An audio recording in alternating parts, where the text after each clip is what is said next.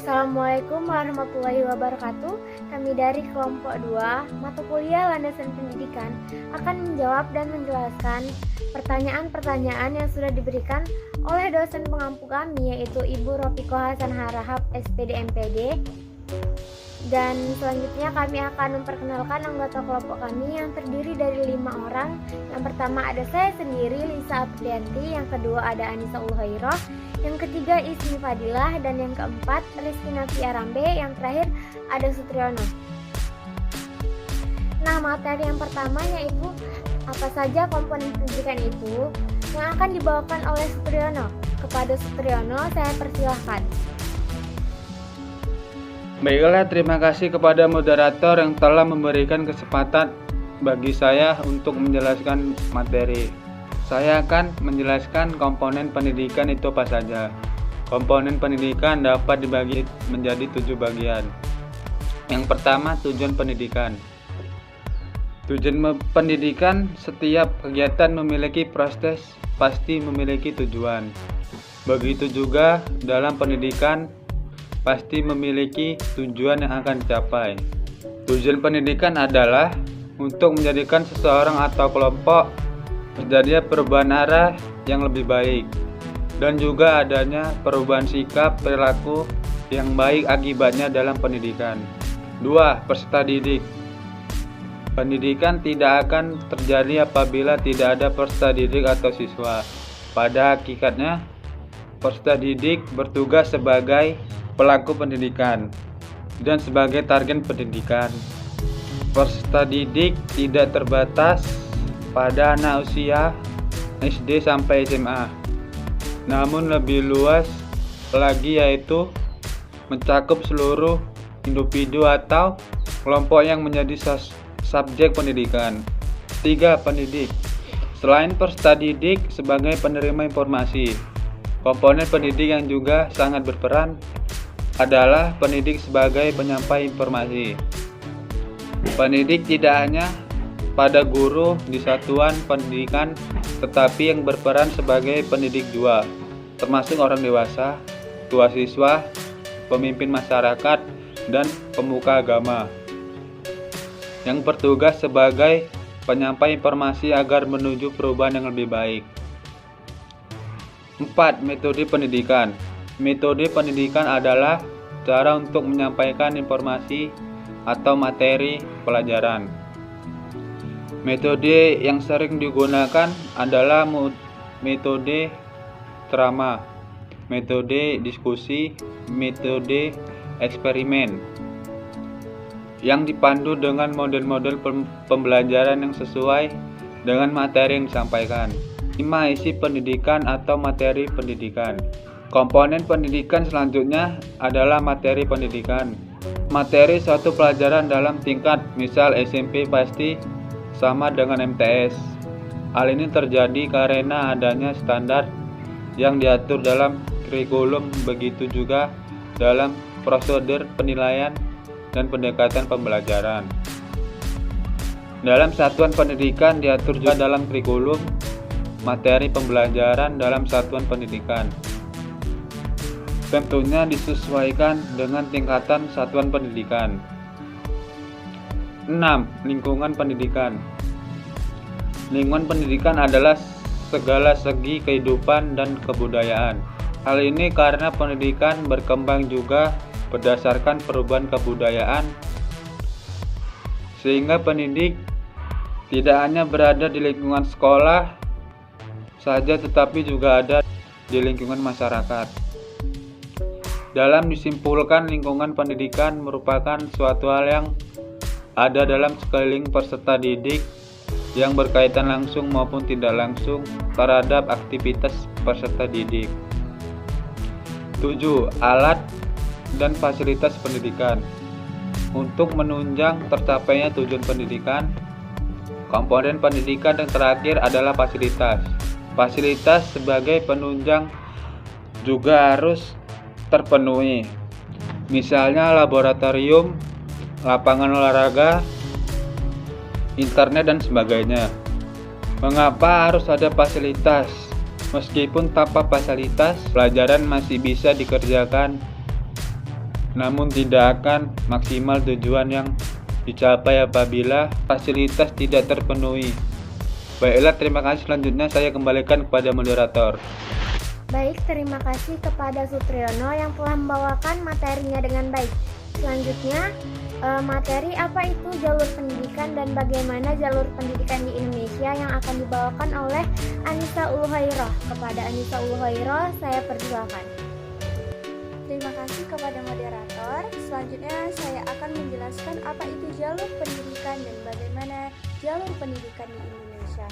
Nah, dalam pasal 1 ayat 7 Undang-Undang Nomor 2 Tahun 2003 menjelaskan bahwa jalur pendidikan merupakan wahana yang akan dilalui oleh peserta didik untuk mengembangkan potensi diri dalam proses pendidikan yang sesuai dengan tujuan pendidikan. Selanjutnya, bagaimana jalur pendidikan di Indonesia? Nah, jadi jalur pendidikan di Indonesia itu terbagi menjadi 3. Yang pertama, jalur pendidikan formal, yang kedua, jalur pendidikan non-formal, dan yang ketiga, jalur pendidikan informal. Nah, untuk jalur pendidikan formal itu terbagi menjadi 3 jenjang. Yang pertama, pendidikan dasar, yang kedua, pendidikan menengah, dan yang ketiga, pendidikan tinggi. Untuk jalur non-formal itu di luar dari pendidikan formal. Nah, yang ketiga, jalur pendidikan informal yaitu jalur yang melalui keluarga dan juga lingkungan. Terima kasih, saya kembalikan lagi kepada moderator. Baik, terima kasih kepada Anissa Uluhairah yang telah membawakan materinya dengan baik.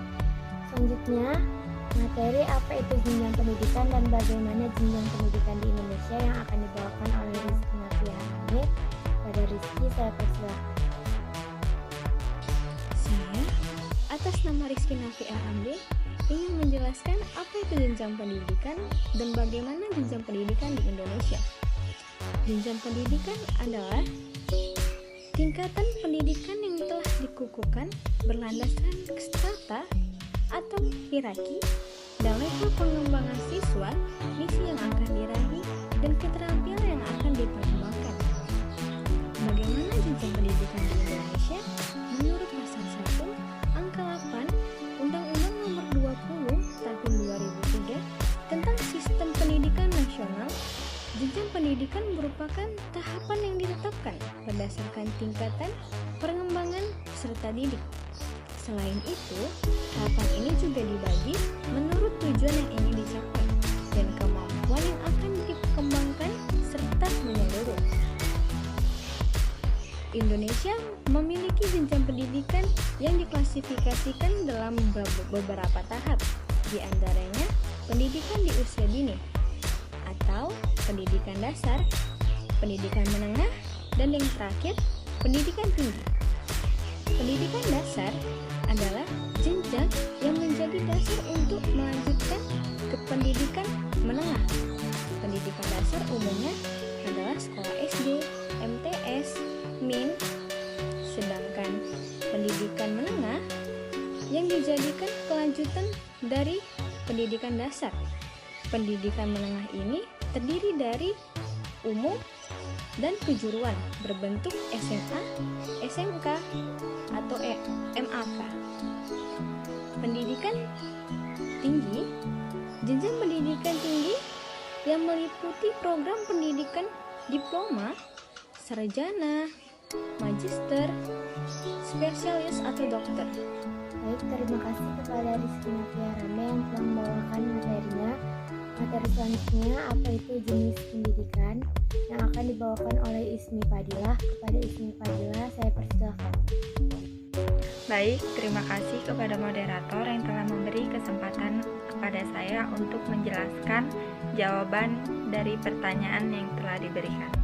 Baik, apa itu jenis pendidikan? Pendidikan di Indonesia adalah seluruh pendidikan yang diselenggarakan di Indonesia, baik itu secara terstruktur maupun tidak terstruktur. Secara terstruktur, pendidikan di Indonesia menjadi tanggung jawab Kementerian Pendidikan dan Kebudayaan Republik Indonesia. Di Indonesia, semua penduduk wajib mengikuti program wajib belajar pendidik dasar selama 9 tahun.